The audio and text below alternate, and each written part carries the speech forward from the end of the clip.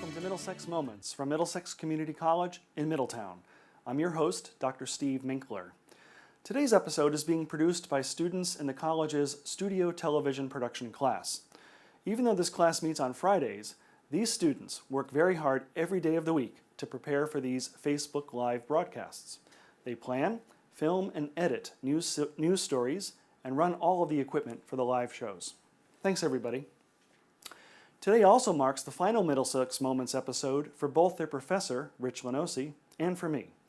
Rich is retiring after nearly 30 years of teaching at Middlesex Community College, and I've taken a new job at Central Connecticut State University as its Associate Vice President for Academic Affairs. Rich and I have done 20 shows with his students over the years, and we think this is the best one. So let's get started with our news segment called In the Loop. Time for a few short stories highlighting some of the many great things happening at your community college. The MxCC chapter of the Phi Theta Kappa International Honor Society inducted 75 new members during a ceremony held on April 28th. The college also announced several national, regional, and statewide awards earned by the chapter and its members. The Middlesex Moments crew met with PTK chapter president and its advisor. Phi Theta Kappa. It's the honor society for two-year community colleges, and it's an international honor society. There are about 250,000 active members in the United States, and Phi Theta Kappa is present in about 1,300 chapters in the U.S. as well, and PTK is also present in 11 nations. So it is definitely a very prevalent international honor society, and since its inception in 1918, I believe about 3.5 million members have been inducted. For students to be invited to the Phi Theta Kappa Honor Society includes that, they have to have a GPA of 3.5 or above, and they have to have accumulated 12 credits at Middlesex Community College. So they will receive invitation letter to join the honor society, and then if they accept the membership, then they'll be part of the Kappa family. Congratulations to all the new PTK inductees. Mark your calendars for 3 events coming up at Middlesex Community College. First, on Friday, May 20th at 6 p.m., the 18th Annual Arts and Media Festival will take over Chapman Hall, transforming it into a large art gallery featuring student work in the visual and performing arts and original film showings complete with popcorn. All are welcome and admission is free. Second, on Saturday, May 21st at 9 a.m., runners and walkers from all over will participate in our annual Cap and Gown 5K to raise money for scholarships and academic innovations. I'll be a walker, and I hope you'll join me to support future MxCC students. To sign up, visit mxcc.edu/run. And third, on May 26th at 6 p.m., we proudly graduate the class of 2022 by conferring the certificates and degrees students have worked so hard to complete. The ceremony will be held at Platt High School in Meriden, our first in-person graduation since 2019. Renowned Grammy-nominated jazz saxophonist, composer, and professor, Dr. Jimmy Green, will be this year's commencement speaker. Last on In the Loop, students in the college's Veterinary Technology program recently got some hands-on experience at Deerfield Farm in Durham. The Middlesex Moments crew joined them and their professor, Dr. Janice Albert. The Veterinary Technology program is a 2-year program that teaches students how to be essentially veterinary nurses, at the end of which they would graduate with an associate degree. Students are eligible for this program after completing some prerequisites like biology, chemistry, math, and English. Then they can apply specifically to our program. In the Vet Tech program, the students have a combination of lecture instruction combined with clinical instruction where they get their hands-on training. As part of the clinical experience for dairy cattle for our students, students will visit the Deerfield farm. My favorite part about today was actually practicing the tail vein blood draws, because that's not something that's commonly done in other species. Under the tail is a convenient place to draw blood from cows. It's a convenient area with easy access. I think seeing the dehorning was pretty cool. I've seen it before, but it was very nice to see it again. We dehorn cattle mostly for safety reasons, not only for the personnel that have to work around the cattle, but also to protect themselves from inadvertently hurting each other or purposely hurting each other. So dehorning is safer all around. Thanks to the Middlesex Moments crew for showing us more about the Vet Tech program at Middlesex Community College. Coming up later in the show, we'll meet Professor Rebecca Rist-Brown, coordinator of the Criminal Justice program, and talk about her farm, Black Squirrel Farm, here in Killingworth. You're watching Middlesex Moments. We'll be back after this short break.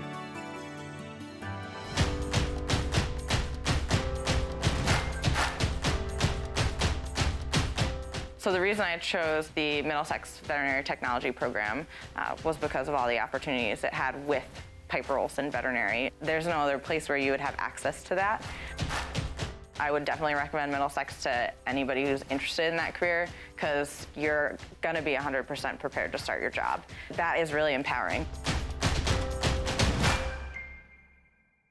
In times of uncertainty when everything changes, take control of your future at Middlesex Community College. Take courses to transfer or start a new degree. Middlesex is determined to help you succeed. Worried about paying? Save thousands on tuition over university costs, and flexible payment options are available. Take control of your future at Middlesex Community College, the way forward. Register now at MxCC.edu. Welcome back to Middlesex Moments from Middlesex Community College. I'm your host, Dr. Steve Minkler. Rebecca Rist-Brown is a professor and coordinator of the Criminal Justice and Criminology Studies programs at Middlesex Community College. She's been with the college for about 12 years, first part-time and then as a full-time faculty member since 2015. And thanks for joining me today, Rebecca. Thanks for having me, Steve. So Rebecca, when somebody hears criminology and criminal justice, I think, are these students who like, go to work for CSI or something like that? They do. They think they're going to go do CSI, forensic science, law enforcement, but criminal justice is such a broader spectrum than that. We have victims advocates, prosecutors, defense attorneys.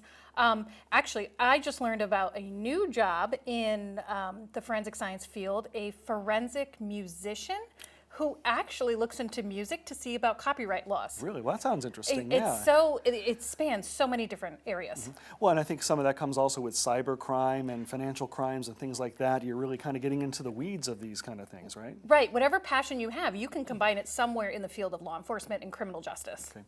So it sounds like you're really on top of what's happening in this field to keep the program current. Yes. And how do you do that working with the faculty at the college and I think with your colleagues around the system? What do you look at when you're trying to improve the program? So we're always collaborating. We're always looking at the new trends. I belong to quite a few blogs and websites that follow the current trends. We're always following legal changes. So October 1st is usually when legal changes in the state of Connecticut happen. So we're watching that to see what's happening. One of our newer classes that we actually started offering was a cannabis class to talk about the legality issues now of decriminalizing cannabis. Mm-hmm. And that's huge because it's decriminalized, but then it's a state-by-state issue too. State by state, but federally it's still illegal. Yeah. So, we talk about the implications for it and so on and so forth as we're moving forward with cannabis, hemp, and the class has been actually very successful. Mm-hmm. I'd imagine. And I know you've also helped bring some workshops for people in healthcare professions to learn more about cannabis legalization as well. We've brought that forward. Another great workshop that we just brought forward as well that we're hoping to offer to the system is human trafficking awareness training. That's also becoming a big trend in Connecticut, believe it or not, and how to recognize the signs. Okay. So when you kind of get down to the basics, the program we have here at Middlesex is an associate degree, 2 Yes. years. So kind of in general, what themes or what courses do students take as part of the associate degree? They're going to take a criminology class, which is kind of goes into like why do people commit crimes? Also, why are people victims? They're going to have to take an evidence and procedures course, which I hate to say it is kind of boring. It's about all the Fourth Amendment stuff, and then you learn the rule, and then you learn the 80 bajillion exceptions to that rule. Okay. You take an intro to CJ class. If you like science, you could take forensic science with me. We do a lab. We do a really fun lab where we do fake crime scenes at the end. So you may see me dragging dead bodies around the campus.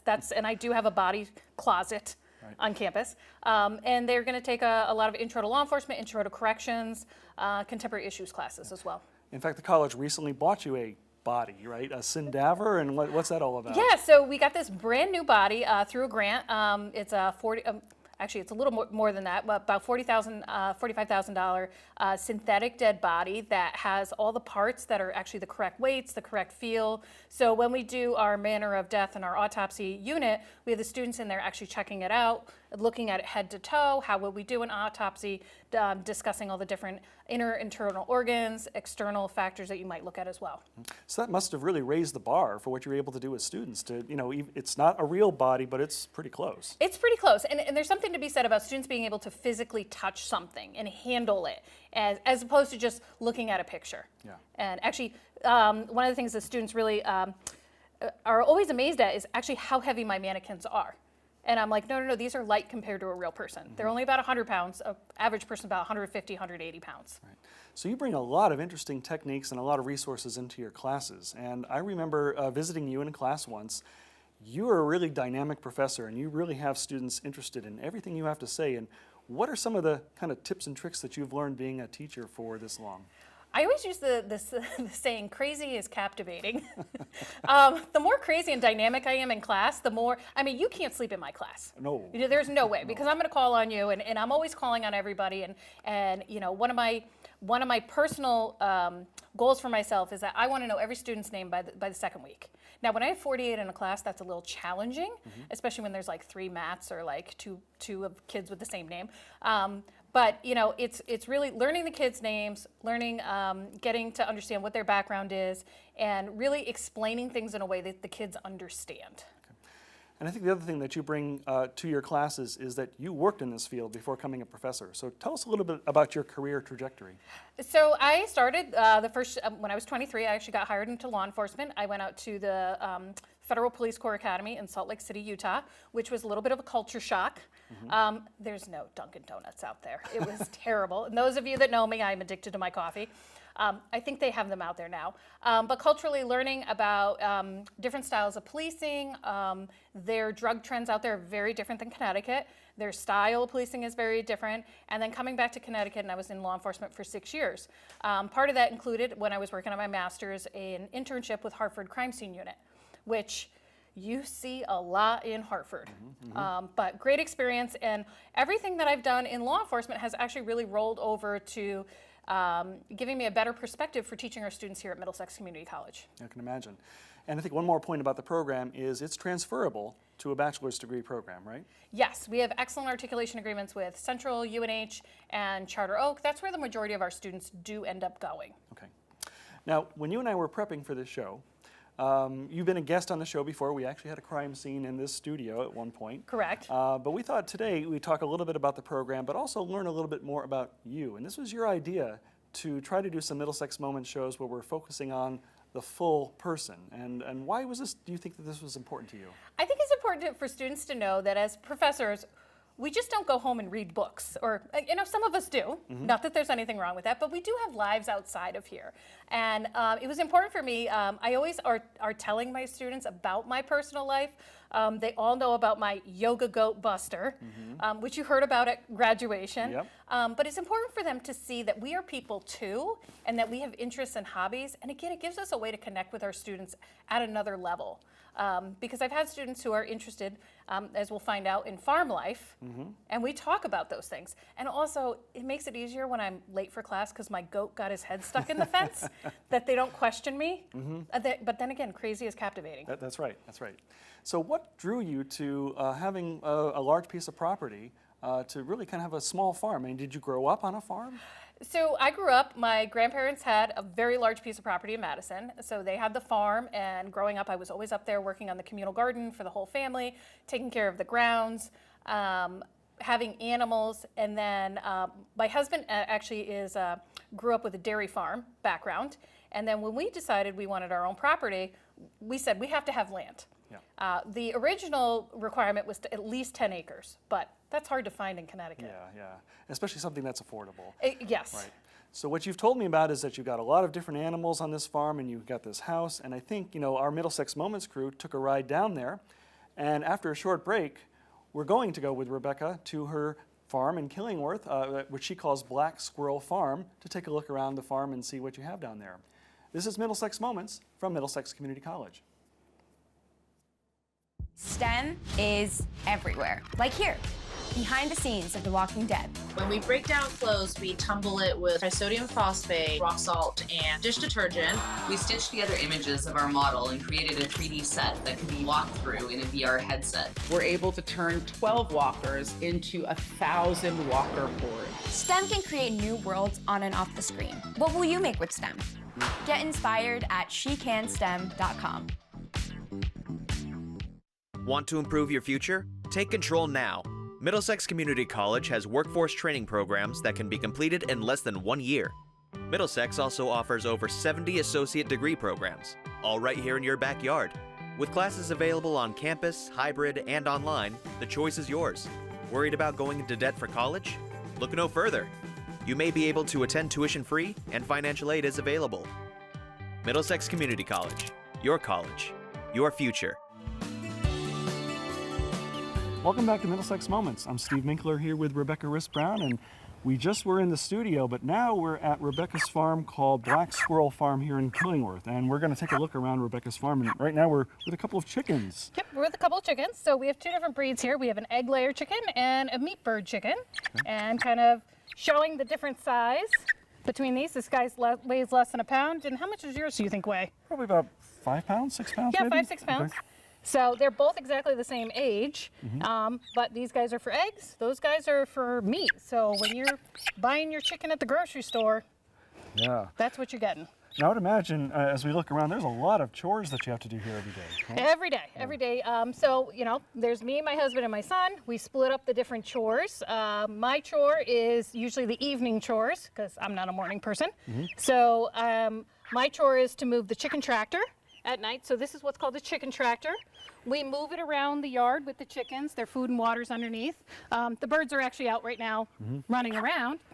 But we move the chicken tractor every day, and at the same time, it fertilizes the lawn. Okay, yeah, so they spend most of the day in here. Most of the day in here, out free ranging, and then at night in here it's nice and protected for them. Okay. Now, before these chickens become this size, I mean, they're little chicks to begin with, right, and all that. So we should go take a look at where the chicken condos are. Yes, we're going to go to the chicken condos and see where the babies are. Okay, all right. So, Rebecca, with a farm this size, it's pretty common for somebody to have a lot of different birds, right? Oh, yeah, we do. Okay. So we have a lot of different varieties here. We have pheasants, we have chickens, we have quails, and you can see right here we have turkeys. Okay. So this is Tater the turkey with his two ladies, Cranberry and Sauce. Okay. I did not name them, my child did. But you can see Tater right here is all puffed up. He's actually puffs himself up with air so that he tries to be bigger and more intimidating. Okay. So he's actually trying to intimidate you. Oh, okay. Yeah, because, he's protecting his ladies. So, yeah, he's the alpha bird. He is the alpha bird. Right. So we're not going to go in that pen because we'll probably get attacked. Okay. Okay. We can also see there's another bird in there. That's a Reeves pheasant. So we actually have a couple Reeves pheasants on the property. There's one over in that pen and one in this pen. They can't be together or they'll fight. But again, these are a beautiful bird. We will usually trade them with other people who do poultry and pheasants to make sure that our lines, our breeding lines, are mixed instead of getting inbreeding, because you don't want to get inbreeding with birds because that leads to deformities, so on and so forth. Okay. So before we move on, so you said the two pheasants can't be in the same pen together. Because they'll fight. But the pheasant could be in the pen with a different bird. With a different bird, okay. Correct. Interesting. Yes. A lot of it is about who will play well with others. Oh, okay. Kind of like being at work. Yeah, I guess so. You're right. Yeah. Who do we team up together? In here we have more of our animals. You can see we have another one of these Reeves pheasants in here. The Reeves pheasants are actually known for their tails. Their tails will get up to be about 6 feet long. And back in the 1920s and 30s, they would actually decorate a lot of women's hats with those, the Reeves feathers, the tail feathers. We have our chickens in here. We have some other Reeves pheasants females. We do also have some red golden pheasants in here, the females. Unfortunately, the male ended up passing away. And then we had another male who was actually killed by predators. So predators is a problem here at our farm. Yeah, so what kind of predators do you have here? So we've had a couple. In here, we've actually had a problem with barred owls. And what happened was the pheasants were sleeping on the back of the fence over there, and the barred owls would actually grab them through the netting and eat them through the netting. Oh gosh. So we ended up finding that out because, well, we found dead birds, but also because we put up a trail cam and caught a picture of this big, beautiful barred owl and brought it actually to one of the local raptor individuals who know the birds, and they identified it. We've also had a problem with fisher cats. I don't know if you know what those are, but they will actually chew through and get into pens. We had a hawk in one of our other pens over here. And our biggest problem we had was Boo Boo the bear. Well, yeah, bears are a big problem now in Connecticut, right? They are a big problem. So Boo Boo, actually, it was about 12:30 at night. I was sleeping in the house, and I heard a noise out here, which I thought was a little odd. And I looked out, and Boo Boo was actually standing right here. And when he stood up, he was as tall as the wire. Oh, goodness. So he was a big bear. And he went over and actually broke that door in, and then proceeded to walk to try and break into the coop over there. And me and my husband, we scared him off, and he ended up leaving. If you look around, you can see these little yellow insulators. We actually put up an electric fence to keep him out, and he ripped the fence down. Oh my. He subsequently, later on, we think it was the same bear, went over to another house in Killingworth and ended up, DEP ended up having to put him down because he ended up attacking their goats. So I think over here we got to go collect some eggs, right? We got to go collect some eggs. So another daily task we got to do is check for eggs. So this is where we check for eggs. I'm going to actually hook it up. All right, so as you can see, we get quite a bit of eggs every day. How many eggs do you get each day from the chickens that you have? Each bird lays one egg each day. So we have about 15 birds in there, so we get about 15 eggs a day. Wow, okay. So lots of eggs. Usually I give them away. We can't eat that many eggs. But you come in and you collect the eggs. So one of the things that people don't know about chicken eggs is that if they're not washed, you can leave them on your counter for up to 4 weeks. Really? They don't need to be refrigerated. But as soon as you wash them, you get rid of that protective coating, and that's when you have to refrigerate them. So our eggs never go in the fridge. Wow, okay. They actually go on the counter, or if we have something like this is a pheasant egg, this might go in the incubator. So we do have an incubator inside with a bunch of turkey eggs and quail eggs that we're hatching out. Okay. So we're always adding to the flock. You can see too, we have different types of eggs. That's a reefed egg, you can tell the difference. And kind of my favorite are the Easter egger layers, who make these bluish green eggs. Oh, cool. So you can see the color variety in the eggs that we have from here. But these are now fresh eggs. Oh, cool. And that you're going to bring home. Oh, well, thank you very much. All right. All right. Now where are we going? Chicken? We're going to go to the chicken condo. All right, so we're going up here to the chicken condo. So we can probably put that off to the side. And in here in the chicken condo is where the babies are. So we have actually 3 condos. Depending on how many babies we have at a time, we'll shuffle them in and out. Those meat birds that we saw before, they actually started here when they were that size, because they're too little at that point to be out there. Plus they need the heat lamp to keep them warm. And then we transition them out when they're big enough. But in here we have a couple little friends. So this little guy is named Bob Ross. Bob Ross, yeah, with the little hairdo, just like Bob. The little hairdo, just like Bob Ross. Right. But all the chickens have names. I can tell them all apart, which is kind of a scary feat that I can tell them apart. But they all have some distinct differences, distinct breeds. That is a Polish chicken. Okay. He'll be an egg layer, and he's actually going to be one of my son's show chickens for 4-H. Okay. So. And about how many baby chicks? Well, you said it's like 15 eggs, you know, with one egg a day. So those potentially could all be baby chicks, right? Yep. Okay. So these are all egg layers in here, with the exception of this little guy. So this little guy is actually a baby pheasant, which we have pheasants on the farm as well. His name is Napoleon Dynamite. Unlike his predecessors here, he's a lot smaller. He can actually fly already. Baby chicks can't fly, but he can because he's actually a wild bird. He's technically a wild bird breed. Okay. But they live in the condo. Another daily chore, you got to come out, check water, check food. This gets cleaned out pretty much every other day. When I had the meat birds in here, it had to be cleaned out every day. we go to the next thing. All right, so because we're getting into warmer weather, one of our other daily tasks with our animals is like you have to broom and brush a goat. I mean a goat, well, a dog. Dog, yeah. We have to do that with our goat and sheep. So this is our goat Buster. Buster has Buster. actually been on campus. Yes, he has. And actually, I used to have a dog named Buster. So Buster and I are already buddies, right? Already buddies. And you learned a lot about Buster at graduation from my students who always talked about Buster the yoga goat. Okay. So Buster actually used to be part of a yoga goat program before I bought him. And that's great, except when you're sitting on a bucket like this or on those stairs, he will jump on your back. Okay. Which, when he was a baby, wasn't an issue. Now that he's 40, 50 pounds, it's a little bit of an issue. Now I'm holding, this is not a goat, this is actually a Barbados sheep. This is named Peanut, and Peanut is actually going to be shown by my son in the 4-H fairs. And a Barbados sheep actually doesn't have wool, it has hair. And we don't have to shear these sheep, but we do have to use a Furminator, which you would use on your dog, to just kind of help get all that undercoating out and clean them up. Sure. So Buster needs a little... Buster needs it too? Okay, come here, Buster. Buster needs it too. All right, Buster. And Buster actually traditionally usually likes it. Yeah, oh yeah, he's standing still for this, yeah. Yes. One of the few times he will. Hey, you gonna stay still for sheep, Steve, over there? But, maybe not. Yes, he was a celebrity for the vet tech program, the vet assistant program when he was on campus. And I remember all the students really liked him. But he's a pretty good little boy. He does get into trouble. Like Labradors, these guys, if they get into food, they will actually eat themselves to the point that they're sick. So yeah, so feeding all these animals, the chickens, the goats, the sheep, is itself a huge chore. Oh, right? Absolutely. And you have to know how much to feed. He tends to be a little bit of a food hog, so when we feed the sheep, we have to make sure he's separated so that he doesn't eat all the food. And the other thing that he has, as you notice on the top, is these big old horns. He will headbutt all the others to get him out of the way. So.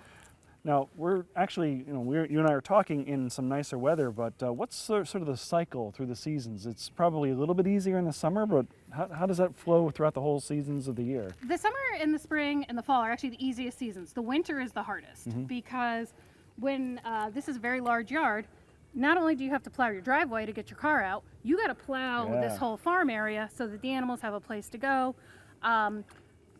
Buster, he's a little bit of a prima donna. He doesn't like getting into snow and doesn't like getting his feet wet, so we always have to plow him a little snow path through the snow. When it's 6 inches, it's not bad.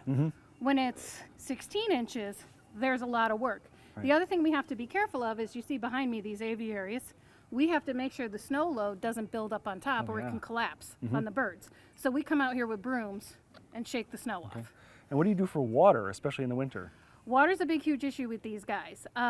Winter, we have heated water buckets that plug in, and then we're running extension cords to heat all those things, but we got to be careful because when we're plowing, we don't want to plow over our extension cords. Right. But water is very important for them during the winter. I see Buster is eating your leash. Yes. Yes, he likes to eat a lot of things. And Peanut's being nice and calm over here. So what's next on our chore list? Well, I think we may need to drive some tractors or maybe collect some quail eggs. Okay. Do some more egg collecting. More egg collecting. This is a little different. You're going to be kind of crawling around on hands and fours on this one. Okay. It's a small cage. Okay. All right. We'll let these guys go. All right, so we haven't finished collecting all the eggs yet. So we still have these itty bitty little guys. So these are quails. They're the newest addition to our farm. We actually got them this year because the plan is I'm going to do pickled quail eggs this year. Okay. So we need to grab that little quail egg right over there. You see that? You ready to go? So I got to go do that. You got to go do that. Okay. That's the perk of this. Usually I send my 10-year-old son, but... Which is why the door is kind of tiny. built for a 10-year-old. Yeah, it's kind of okay, tiny. all right. Yeah. We'll see if I can do this. We'll see how you do. All right. And I'm not locking you in, just in case the birds fly up, they don't come out. They're behaving themselves over there. All right, that was actually pretty uneventful. Yeah. Usually they go nuts, but that is a tiny little quail egg. Okay. Believe it or not, these are a really hot commodity. A lot of people want quail eggs because some people think of them as a delicacy, but like I said, I'm trying pickling this year. Cool. Just move this out of the way. And we do have to lock this one with a special carabiner. because Buster the goat has figured out how to unlock them. Okay. Yeah, he's quite sneaky. And he also knows how to unlock all the other chains, so everything has to be clipped. Oh my gosh. So we don't get roaming goats and sheep. Well, Rebecca, thanks for showing us around Black Squirrel Farm today. Oh, it was a pleasure to have you. And we have one more member of your family we haven't met yet. Who's this? So this is Sig. This is our little farm dog. He's actually a bird dog, so he helps out with catching and herding the birds. He was running it around quite a bit today, and a lot of things people don't notice is he actually only has 3 legs. Yeah, I didn't even notice that at first. So if you look, he's missing the leg right here. We got him when he was a puppy, and unfortunately there was a bad accident. He fell out the car window while my husband was driving the truck. They were going to the dump and shattered his femur, and they were unable to repair it. Small world, he ended up going to Piper Veterinary Hospital, and our own Amy Lawton at Middlesex is the one who took care of him. And it was great because it was during COVID, we couldn't visit, and she was constantly going in there giving us video updates and photos of him. Cool. So, you know, it's amazing how our Middlesex family extends to our other parts of our family, that everything's intertwined. Absolutely, yeah. And as far as your farm family is concerned, he helps with the chores too, right? He does help with the chores. He rounds up the chickens, he scares away the occasional robin or bluebird, and keeps us all laughing, so we have a good time with him. But because you visited the farm, you get presents. Oh my, thank you so much. So it looks like you've been doing your pickling, you talked about earlier, right? Yes, we have a very, very big vegetable garden. So there was one day in particular, we picked 55 pounds of green beans in one day. So you get some pickled green beans. We have some hot pickles back here, some pickled beets, and that's some bread and butter pickles. And maybe next time you visit, we'll have those pickled quail eggs. That'd be great. So thank you so much for the tour, and thank you for the gifts as well. Rebecca Rist-Brown, who's professor and program coordinator of criminal justice at Middlesex Community College. You can visit her and her classes on our main campus at 100 Training Hill Road in Middletown. But we want to thank all of our viewers for watching another edition of Middlesex Moments, and we'll see you again next week.